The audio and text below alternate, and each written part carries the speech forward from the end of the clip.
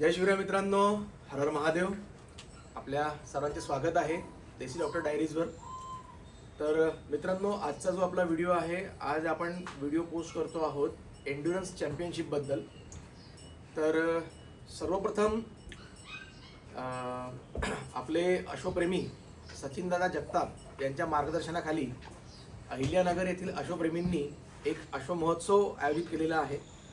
तर हा जो अश्वमहोत्सव आहे यामध्ये एक एंड्युरन्स चॅम्पियनशिप यांनी ऑर्गनाईज केलेली आहे, जी की 20 किलोमीटरची राहील. तर मित्रांनो, सर्वप्रथम आपण समजून घेऊया की वास्तविक पाहता एंड्युरन्स चॅम्पियनशिप म्हणजे काय.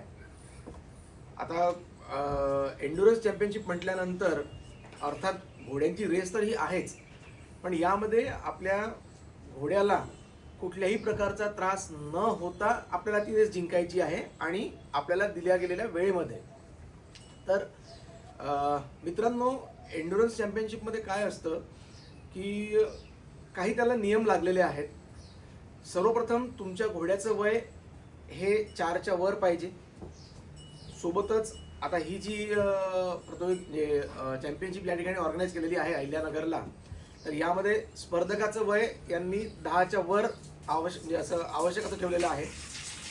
दुसरी गोष्ट, वेटरनरी चेकअप घोड्याचं प्री आणि पोस्ट रेस हे अतिशय महत्त्वाचं आहे, ज्यामध्ये कदाचित ते त्यांचं युरिन सॅम्पल, स्टूल सॅम्पल, सोबतच त्यांचं ब्लड सॅम्पल हे घेऊ शकतात, चेक करू शकतात.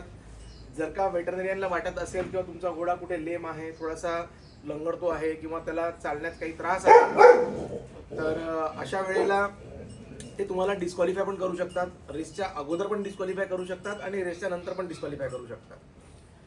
मित्रांनो, एंड्युरन्स चॅम्पियनशिप जी आहे यामध्ये तुम्हाला प्राथमिकता द्यावी लागते ती तुमच्या घोड्याच्या काळजीवर. म्हणजे ही जी रेस आहे ही रेस एक प्रकारे रायडर आणि घोडा यांच्या बॉन्डिंगवर डिपेंड करते. आणि यामध्ये तुम्हाला कंपल्सरी जी प्लेन बीट असते, आपली चोपडी बीट असते, ती बीट वापरायची असते. त्यानंतर तुम्हाला मारण्याकरता हातात छडी किंवा कुठला हंटर वगैरे वापरता येत नाही. तसंच जे काही लोक बुटाला अँकलेट्स ते वापरतात टोचण्याकरता वगैरे, ते सुद्धा वर्ज्य आहे. आणि ही रेस सुरू असताना ज्या वेळेला ही 20 किलोमीटरची रेस आहे, यामध्ये 2 किलोमीटरच्या अंतरावर, 3 किलोमीटरच्या अंतरावर तुम्हाला पाण्याचे बंब म्हणा किंवा पाण्याची सोय वगैरे केल्या जाते, ज्यामध्ये तुम्ही स्वतः पण ॲज अ रायडर पाणी पिऊ शकता, तुम्ही तुमच्या घोड्याला पाणी पाजू शकता, तुम्ही तुमच्या घोड्याला भिजवू शकता जेणेकरून त्याला कूल डाऊन करण्याकरता. त्यानंतर या रेसमध्ये एक महत्त्वाचा मुद्दा असा असतो की तुम्ही एका विशिष्ट स्पीडनी तुम्हाला ट्रॉट किंवा कॅन्टर करायचं आहे. युजली आपण समजू 10ची स्पीड आपण पकडू, 8 ते 10ची स्पीड ही असली पाहिजे. एक तुम्हाला जो नियमित वेळ दिलेला आहे त्या वेळेच्या आधी तुम्हाला त्या ठिकाणी पोहोचता येत नाही आणि त्या वेळेनंतरही तुम्हाला पोहोचता येत नाही. ठीक आहे, ती एक विशिष्ट वेळ दिलेली असते.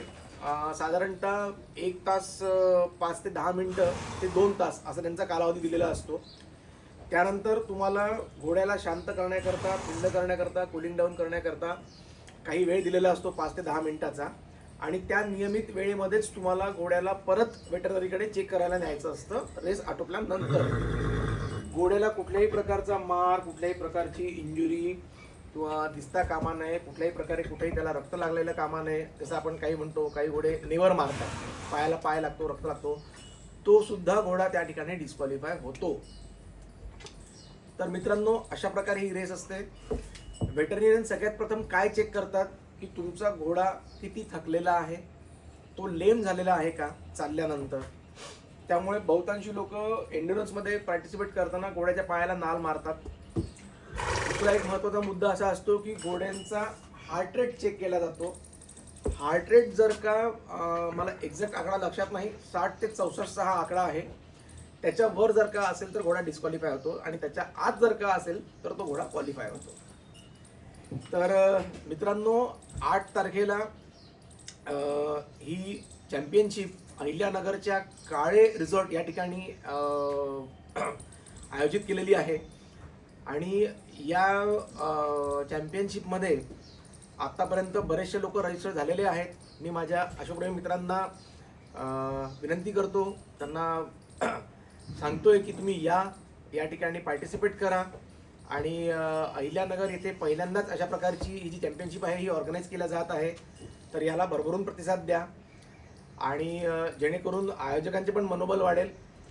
मित्रांनो, या स्पर्धेकरता यांनी जी फीज ठेवलेली आहे ती 3,000 रुपये ठेवलेली आहे, ज्यामध्ये 8 तारखेचा डिनर आणि 9 तारखेचा ब्रेकफास्ट इन्क्लूड आहे. सोबतच जो घोड्यांचा केअरटेकर आहे त्याचा पण ब्रेकफास्ट आणि डिनर यामध्ये इन्क्लूड आहे. आणि 8 तारखेला यांचा ट्रॉफी लॉन्च इव्हेंट आहे आणि 9 तारखेला सकाळी 6 वाजता शार्प ही चॅम्पियनशिप सुरू होणार आहे. त्यामुळे उन्हाचा फटका फारसा काही बसणार नाही, कारण जास्तीत जास्त 2 तासात ही जी चॅम्पियनशिप आहे ही आटोपल्या जाईल आणि त्यानंतर याचं जे काही विनर वगैरे आहे हे घोषित केल्या जातील.